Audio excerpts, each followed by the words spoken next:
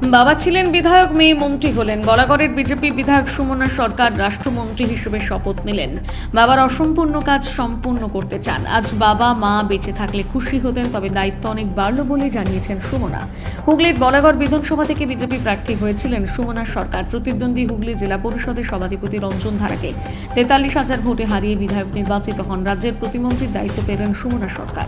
লোকভবন থেকে শপথ গ্রহণ করে সোজা চলে আসে ত্রিবেণী শ্বশুর বাড়িতে। সেখানে ফুল মিষ্টি দিয়ে তাকে সংবর্ধনা জানাতে হাজির হন প্রতিবেশী থেকে আত্মীয় স্বজনরা।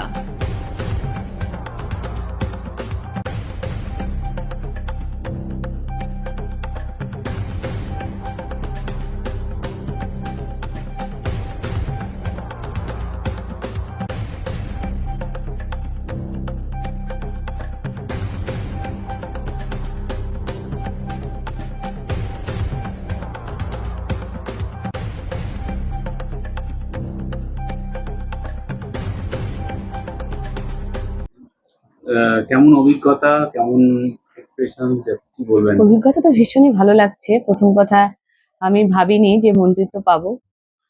বলাগড়ের মাটিতে আপনারাও জানেন যে কতটা আমাদের কি জায়গা ছিল, কোথা থেকে আমরা কিভাবে জয়ী হয়েছি, নেতৃত্ব যে আছে। প্রচুর লড়াইয়ের শেষে আজকে আমরা 43,000-এর কাছাকাছি ভোটে জিতেছি। বলাগড়ের মাটি হচ্ছে শ্যামাপ্রসাদ মুখার্জির মাটি, আশুতোষ মুখার্জির মাটি। সেই পুণ্যভূমিতে মাটির মেয়ে হিসেবে আমাকে দাঁড় করানো হয়েছে। আর মানুষ আশীর্বাদ করেছে দুহাত তুলে বলাগড়ের মানুষ। আমি সকলের কাছে কৃতজ্ঞ এবং প্রত্যেককে অনেক অনেক অভিনন্দন, ধন্যবাদ এবং বড়দের অনেক অনেক প্রণাম, ছোটদের অনেক অনেক শুভেচ্ছা, ভালোবাসা জানাই। আর সত্যি বলছি, আমি ভাবিনি আমাকে মন্ত্রিত্ব দেবে। গতকালকে আমি যখন সন্ধ্যাবেলা ফোনটা পাই, আমি সত্যি তখন ৫টা, ৫:৩০ মতো বাজে। আমি বিশ্বাস করুন, আমার চোখে জল বেরিয়ে গেছিল। আমার অত্যন্ত মানে আনন্দ বলুন, আনন্দ যাই হোক, চোখে আমি জল ধরে রাখতে পারিনি। সেখান থেকে আমার সত্যি আজকে অনেক বড় পাওয়া। এটা আমার বলার মতো কোনো ভাষা নেই। শুধু বলবো, আমি নরেন্দ্র মোদীজিকে, ভারতবর্ষের প্রধানমন্ত্রী, ওনাকে আমি নতমস্তকে প্রণাম জানাই যে উনি আমার উপরে ভরসা করেছেন এবং আমাকে বলাগড়ের মাটিতে লড়ার জায়গা দিয়েছেন। আজকে মন্ত্রিত্বর জায়গায় নিয়ে গেছেন। স্বরাষ্ট্রমন্ত্রী অমিত শাহজিকেও আমি নতমস্তকে প্রণাম জানাবো যে তারা আমাকে ভরসা করে তিনি নিজে আমার বলাগড়ে প্রচারে এসেছিলেন, আপনারাও জানেন। তিনি আমাকে বিশ্বাস ভরসা করেছেন, আজকে এরকম মন্ত্রিত্বের একটা জায়গা দিয়েছেন। আমি ওনাদের কাছে কৃতজ্ঞ, অনেক অনেক কৃতজ্ঞ এবং ওনাদেরকে ধন্যবাদ জানিয়ে ছোট করতে চাই না। ওনারা হলেন মহান মানুষ। সমিত দা আছেন আমাদের রাজ্য সভাপতি, আমাদের সম্মানীয় মুখ্যমন্ত্রী যিনি শুভেন্দু দা, অত্যন্ত আমাকে স্নেহ করেন এবং দাদা সত্যি বলছি, আমি বারবারই বলছি যে উনিও ওনার মন্ত্রিসভায় আমাকে জায়গা দিয়েছেন। আমি ওনার কাছেও কৃতজ্ঞ, দাদাকেও আমি প্রণাম জানাই। আমি লকেট চ্যাটার্জি, লকেট দিকেও জানাই। লকেট দি সত্যি বলছি আমার একজন বড় দিদি এবং মায়ের মতো। তিনি আমাকে অত্যন্ত স্নেহ করেন, আমি তার কাছে কৃতজ্ঞ। বাবা বিধায়ক ছিলেন, বাবা মাকে ভীষণ মিস করছি, কালকে রাত থেকে ঘুমোতে পারিনি। তারপর আজকে মায়ের একটা কথা খুব মনে পড়ছে। মা বলতেন যে সবসময়, মা তো একটু পুজো আর্চনা করতেন, বাবা বিধায়ক ছিলেন বলাগড়ে। মা বলতেন বাবা তো ভীষণ নামকরা একজন বিধায়ক ছিলেন এবং আপনারাও জানেন যে বাবার অনেকটা সিম্প্যাথি আমার ভোটের বাক্সে ক্যারি করেছে। তো মা বলতেন, আমার পুজো করতেন আর মা বলতেন যে তোর ঠাকুমার পেটে মানে ঠাম্মার পেটে একটা এমএলএ ছেলে হয়েছে, আমার পেটে কি একটা সন্তান মানে এমএলএ হবে না, বা মিনিস্টার হবে না? আজকে মাকে খুব কম বয়সে হারিয়েছি আমি। আজকে আমি মারা গেছে প্রায় ২১ বছর। মাকে খুব কম বয়সে হারিয়েছি। মাকে খুব মিস করছি এবং মা বলতো যে আমার পেটে হবে না। আজকে হয়তো মা থাকলে ভীষণ খুশি হতো। মা তুমি যেখানেই থাকো, ভালো থাকো, আশীর্বাদ করো। হয়তো তুমি চেয়েছিলে আকাশের তারা হয়ে আমাকে দেখবে, আশীর্বাদ করবে। মা আমাকে আশীর্বাদ করছে। আর মন্ত্রী হওয়ার পর শ্যামাপ্রসাদ মুখোপাধ্যায় জন্মভিটা নিয়ে একটা কাজ কথা হয়েছিল, সেটা চিন্তা ভাবনা, বলাগড়ের নৌকা আছে, তারপরে ফুলের যে ক্লাস্টার সেটা আছে, তাঁত আছে, একাধিক আছে যেটা কাজ ভাঙন, বলাগড়ের মেন ভাঙন, সেটা নিয়ে কি ভাবছেন, কি দেখুন, করবেন? সেটা নিয়ে যেদিনকে আমি বিধায়ক হয়েছি এবং শপথ নিয়েছি, সাথে সাথে বলাগড়ের মানুষের জন্য শপথ নিয়েছি। আমি অঙ্গীকারবদ্ধ, আমি আমার ওখানকার যারা মণ্ডল সভাপতি আছে, 4টে মণ্ডলের সভাপতি এবং নেতৃত্ব যারা আছে সকলকে সাথে নিয়ে আমি অঙ্গীকারবদ্ধ এবং প্রতিশ্রুতিবদ্ধ বলাগড়ের মানুষের কাছে, বলাগড়বাসীর কাছে। আপনি বললেন না যে বলাগড়ে তাঁতের ক্লাস্টার, তারপরে শ্যামাপ্রসাদ মুখার্জির যে পৈতৃক ভিটেটা আছে, ওটা স্বরাষ্ট্রমন্ত্রী নিজে বলে গেছিলেন ওটা একটা স্মৃতিসৌধ বানাবে। অলরেডি ওটা আমাদের হয়তো এই বাজেটেই আমরা ওটা পাশ করাবো। আমি সম্মানীয় মুখ্যমন্ত্রীকেও জানিয়েছি প্রথম অধিবেশনে বিধানসভায়। উনি বলেছেন এই বাজেটে সেটা হবে। আশা করি ওটা আমরা করে ফেলবো খুব শীঘ্রই। এবং তার পরিবারের যারা নাতনি এবং নাতি আছেন, শ্যামাপ্রসাদ মুখার্জি ওনার আছেন যারা, তারা স্বর্গীয় ওনার যারা আছেন তারা এসেছিলেন, তাদের সঙ্গে কথা হয়েছে, বাড়িটাকে আমরা দেখেছি, আমাদের যা যা রিপোর্ট করার আমরা করেছি। আর ভাঙন নিয়ে অলরেডি আমাদের ৪৫ কিলোমিটার অলরেডি আমাদের যারা আছেন ইঞ্জিনিয়ার থেকে শুরু করে যারা সেন্ট্রালি যারা আছেন তারা প্রত্যেকে সেটা সার্ভে করে গেছে। তারা ওটাও অলরেডি হয়তো আমরা খুব তাড়াতাড়ি করে ফেলবো, হয়তো এখন না, বর্ষার পরে হয়তো আমরা কাজ শুরু করবো। যা খবর পেয়েছি আমি, হয়তো নভেম্বর ডিসেম্বরের দিক থেকে হয়তো শুরু হবে কাজ। জিআই তকমা পেতে চলেছে বলাগড়ের নৌকা। হুম, এটা তো অনেক বড় পাওয়া। আপনি তো জানেন মোদিজি বলে গেছেন। তো মোদিজি যেটা বলবেন সেটা করবেন। যেমন পোর্ট, বলাগড় পোর্ট যেটা শ্যামাপ্রসাদ মুখার্জি পোর্ট, ওটা অনেক বড় পাওয়া, প্রচুর কর্মসংস্থান হবে। আমরা সত্যি কৃতজ্ঞ যে ৯০০ একর জমিকে অ্যাকোয়ার করে পোর্টটা হচ্ছে। একটা পোর্ট হওয়া মানে এলাকার প্রচুর ডেভেলপমেন্ট হবে।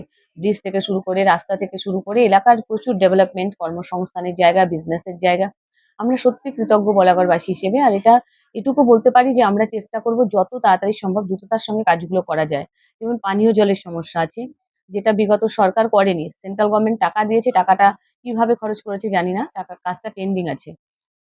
আমি ওটা অলরেডি মানে দেখে এসেছি, ভিজিট করে এসেছি ডিপার্টমেন্টকে সাথে নিয়ে। দেখে আসার পর ওটা নিয়ে কথা হয়েছে।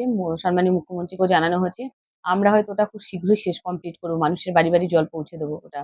আর যেটা বললেন ক্লাস্টার তাঁতি আছে, ফুলের তাঁত ক্লাস্টার আছে, হ্যাঁ, ফুলের ক্লাস্টার আছে। টাকাটা দেখুন, ফেরত চলে হ্যাঁ, গেছে। ফুলের ক্লাস্টারের টাকা এসেছিল সেটা মানে সত্যিই আমার খারাপ লাগছে আজকে বলতে। বলাগড় বিধানসভার আমি বিধায়ক হয়েছি। প্রতিদিন সকালবেলা আপনারা খোঁজ নিয়ে দেখবেন ৭টা থেকে যখন আমি আমার অফিসে বসি, শুধু মানুষ আসে আমার কাছে, এই জমি দখল করে নিচ্ছে, ওই জমি দখল করে নিয়েছে, এর জমি নিয়ে জায়গা কিনে রেখেছে, সেটাকে সামনে ঘর করে দিয়েছে। শুধু জমি কেলেঙ্কারি। এত কেলেঙ্কারি করেছে, ডোবা বুঝিয়ে দিয়েছে, নানান রকম কেলেঙ্কারি করে রেখেছে বিগত সরকারটা। সেগুলোকে চেষ্টা করছি, সাথে, সাথে ক্লাস্টারের জন্য না, ফুলের ক্লাস্টারের জন্য আমি নিজেও ওটা একটা সরকারি জায়গা খাসল্যান্ড দেখে করা হয়েছিল। কিন্তু সেটাকে যারা দখল করে নিয়েছে, আমি চেষ্টা করব ওটা কিভাবে পুনরুদ্ধার করা যায়, করে ওখানে যদি ফুলের ক্লাস্টার গুলো করা যায়, বিশেষ করে গুপ্তিপাড়ার সাইডে করলে ওটা অনেক মানে বেটার হবে বিজনেসের জায়গা থেকে। ওইটা আমি চেষ্টা করব তাড়াতাড়ি করে করার, ফুলের ক্লাস্টার গুলো। এমএসএমই ডিপার্টমেন্টের সঙ্গেও ভালো কথা হচ্ছে, অনেক কথা হচ্ছে। বরাবরের বিধায়ক, তারপরে রাজ্যের মন্ত্রী, দায়িত্ব কতটা বাড়লো? দায়িত্ব তো অবশ্যই বাড়ে। মানে বিধায়ক হিসেবে যেমন আমার বিধানসভার প্রতি আমি একটা দায়বদ্ধতা থেকেই যায়। সাথে, সাথে মন্ত্রী হিসেবে গোটা রাজ্যের মানুষের প্রতিও দায়বদ্ধতা থেকে যায়। তো এটা বাড়বে স্বাভাবিক। আর আমার সত্যি কথা বলতে দায়িত্ব বেড়েছে, এটাতে আমি একটু ভয় পাচ্ছি না। আমার ভালোই লাগছে যে মানুষের জন্য করব, করতে পারবো, পুরো বাংলা জুড়ে কাজ করতে পারবো। এটা আমার কাছে অনেক বড় পাওয়া।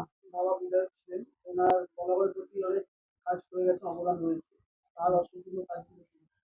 হ্যাঁ, এটা বলতে পারেন। বাবা সেই সময় অনেক কাজ করেছিল। বাবা বলেছিল যে বলাগড় তার একটা স্বপ্নের জায়গা। আমাকে সবসময় বলত, "তুমি বলাগড় ছেড়ে কখনো যাবে না। যেটা করবে বলাগড়ের উপর নির্ভর করে তুমি পলিটিক্স করবে।" বলাগড় হচ্ছে সবথেকে বাবার একটা অত্যন্ত গুরুত্বপূর্ণ জায়গা। মানে একটা সেন্টিমেন্টাল জায়গা ছিল। বাবা প্রচুর কাজ করেছে ওখানে। রিভার পাম্প থেকে শুরু করে প্রচুর রাস্তাঘাট, পানীয় জল, লোককে চাকরি দেওয়া থেকে শুরু করে প্রচুর বাবা করে গেছে সেই সময়। মানে কারো থেকে বাবা ৳২ ও খাননি, ১ কাপ চাও খাননি। এরকম একজন অনেস্ট মানুষ ছিল। সে বাবার স্বপ্নগুলোকে পূরণ করব। যেমন আমি নারিচাতে একটা ব্রিজ, শুধু একটা ব্রিজ বলে না, প্রচুর ব্রিজ আছে। বগা, নারিচা যত ব্রিজ আছে, ওগুলো সব বাবার হাতে করা, বাবার সেই সময় করা। তো আমি চেষ্টা করব, অলরেডি আমরা সেগুলো পাঠিয়েছি। ওগুলোকে তো অবশ্যই করব, মানুষের জন্য করব। শ্যামাপ্রসাদ মুখার্জির ভিটেতে যাতে মুখ উজ্জ্বল হয় সেই হিসেবে কাজ করব। মানে আমি ওকে ঠিক ইচ্ছা ছিল, মনে মনে ইচ্ছা ছিল। নিশ্চয়ই ও একদম ছিল। মা আমি সবসময় মেয়ের মতো সবসময় ভালোবেসেছে। আমি ওকে ঘরে এনেই বলেছি যে আমি তোমার রান্না ভাত খাবো না, তুমি যে কোনো দিক দিয়ে হয় গানে, মানে গানও করতো, আমি গান পছন্দ করি। হুম। তারপরে যাই হোক, রাজনীতির দিকে যখন গেছে আমি বলেছি যেদিকেই যাবে তুমি অনেক বড় হবে, অনেক বড় হবে। হ্যাঁ, সবার মুখ উজ্জ্বল রাজনীতি করতে। করতে গিয়ে তো সময় দিতে পারেনি সংসারে, আপনার না, সংসারে। আমি তাতে রাগ নেই। আমার তাতে কোনো অভিমান নেই। রাগ নেই, এবার অভিমান মন্ত্রী নেই। হলে তো আরো সময় দিতে পারবেন। মা চায় না। আমি চাই না কাজ যে ও করুক। আমার সংসারে কোনো কাজ করুক, ও বলুক যে ও মা চায় বিয়ের না, মা পরে চায় সবসময় যে সেজে ও গুজিয়ে কাজ কিছু করেছে। ৬ মাসের ছেলে রেখেই ও রাজনীতিতে গেছে। একদম। হ্যাঁ, সমস্ত দায়িত্বই আমি নিয়েছি। আর ও এসে বলেছে তুমি এখনো খাওনি কেন? ও যতক্ষণ না বাড়িতে এসেছে ততক্ষণ খায় না। এখনো আমিও খাইনি, এখনো। এখনো নির্বাচনের সময় আর যদি ও- ১২টা ১টা ২টা আর ও যখন বেরোবে বাড়ি থেকে, সে যদি ও ৫টায় বেরোক আর ৪টেই বেরোক, যখনই বেরোবে দুটো গরম ভাত খেয়ে যাবে। আমার যদি গ্যাস ফুরিয়ে যায় তবুও আমি স্টোভে করে দেবো, তবুও ওকে গরম ভাত ভাত খেয়ে যেতে হবে, গরম ভাত। এটা মা এটা। সবসময় করে হ্যাঁ। এখনো। আমি কি মনের আগামী মতো, দিনে কি চান যে হ্যাঁ, আগামী দিনে কি চান? ও আরো বড় বৌদি- হোক। বৌমা হোক, পূর্ণমন্ত্রী হোক। হ্যাঁ, আরো উঁচুতে উঠুক, আমি এইটাই চাই, আরো কিছু বড় হোক। হ্যাঁ, এইটাই চাই।